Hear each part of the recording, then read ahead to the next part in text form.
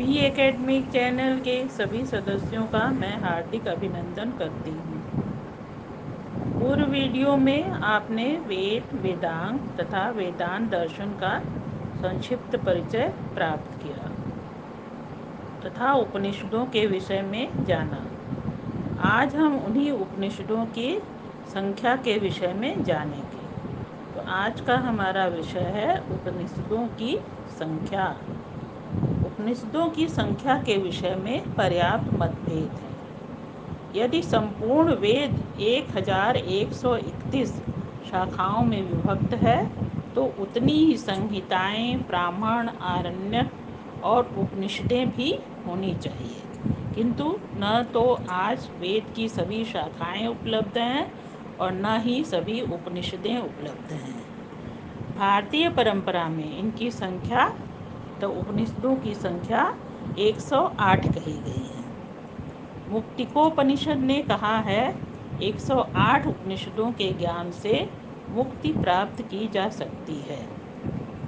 Gita press Gorakhpur के कल्याण उपनिषद अंक कल्याण में 220 उपनिषदों के नाम दिए गए हैं। निर्णय सागर मुंबई से 212 उपनिषदों का संग्रह प्रकाशित हुआ है। रामघाट वाराणसी से प्रकाशित ईशाधिष्ठोत्तरोपनिषद भी 112 उपनिषदों का संग्रह है। मतलब इस उपनिषद में बताया गया है 112 उपनिषदों का संग्रह है। यहाँ अड्यार लाइब्रेरी मद्रास में 109 उपनिषदों का संग्रह प्रकाशित है। अष्टाविंशति उपनिषद, जो मोतीलाल बनारसी दास वाराणसी द्वारा प्रकाशित 108 उपनिषदों का संग्रह है, इसमें भी 108 उपनिषदों का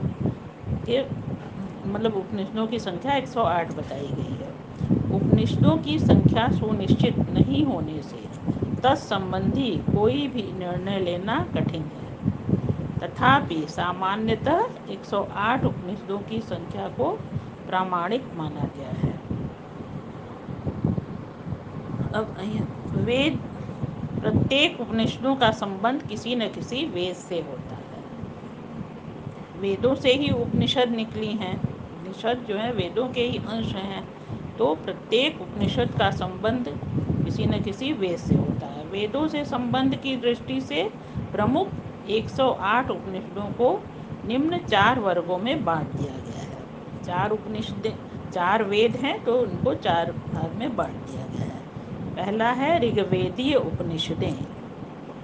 इसके अंतर्गत ऐतरेयोपनिषद, कौशिकी, वाष्कल, मंत्रोपनिषद आदि 10 उपनिषदें हैं।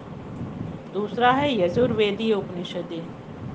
तो यजुर्वेद 2 प्रकार के हैं, तो शुक्ल यजुर्वेद और कृष्ण यजुर्वेद। तो शुक्ल यजुर्वेद के अंतर्गत ईशोपनिषद और बृहदारण्यकोपनिषद आते हैं, तथा कृष्ण यजुर्वेद के अंतर्गत कठोपनिषद है। इसके अतिरिक्त 32 उपनिषदें और हैं। कठोपनिषद आदि 32 उपनिषदें कृष्ण यजुर्वेद के अंतर्गत आती हैं। तीसरा है सामवेदीय उपनिषदें। सामवेदीय उपनिषदों के अंतर्गत छांदोग्योपनिषद, केनोपनिषद आदि 16 उपनिषदें आती हैं। चौथा है अथर्ववेदीय उपनिषदें।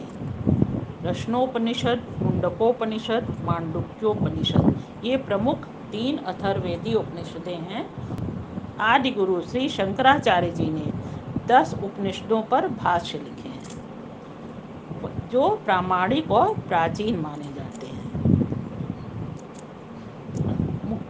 मुक्तिकोपनिषद के अनुसार उनके नाम क्रमशः इस प्रकार हैं: ईश, केन, कठ, प्रश्न, मुंड, मांडुक्य, तित्तिरः, ऐतरेयं च छांदोग्यम, बृहदारण्यकम 10। ईशोपनिषद, केनोपनिषद, कठोपनिषद, प्रश्नोपनिषद, मुंडकोपनिषद, मांडुक्योपनिषद, तैत्तिरीयोपनिषद, ऐतरेयोपनिषद, छांदोग्योपनिषद और बृहदारण्यकोपनिषद, ये प्रमुख रूप से 10 उपनिषदें मानी गई हैं, क्योंकि श्री शंकराचार्य जी ने इन पे भाष्य लिखा है।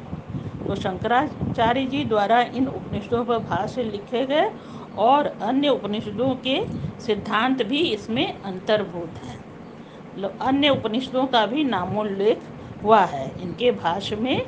उदाहरण स्वरूप अन्य उपनिषदों के नामोल्लेख से अन्य उपनिषदों की प्रामाणिकता स्वतः ही सिद्ध हो जाती है। तो इस प्रकार हम देखते हैं कि प्रधानतया उपनिषदों की संख्या 10, 11 अथवा कुछ भेद से 13 तक मानी जा सकती हैं, लेकिन प्रमुख रूप से 10 उपनिषदें ही मानी गई हैं। अगले वीडियो में मैं अथर्ववेदीय उपनिषदों से संबंधित अथर्ववेदीय उपनिषदों के विषय में बताना चाहूँगी, जो 3 प्रमुख अथर्ववेदीय उपनिषदें हैं, प्रश्नोपनिषद, मुंडकोपनिषद और मांडुक्योपनिषद। तब तक के लिए आप सभी को मेरी शुभकामनाएं और नमस्ते।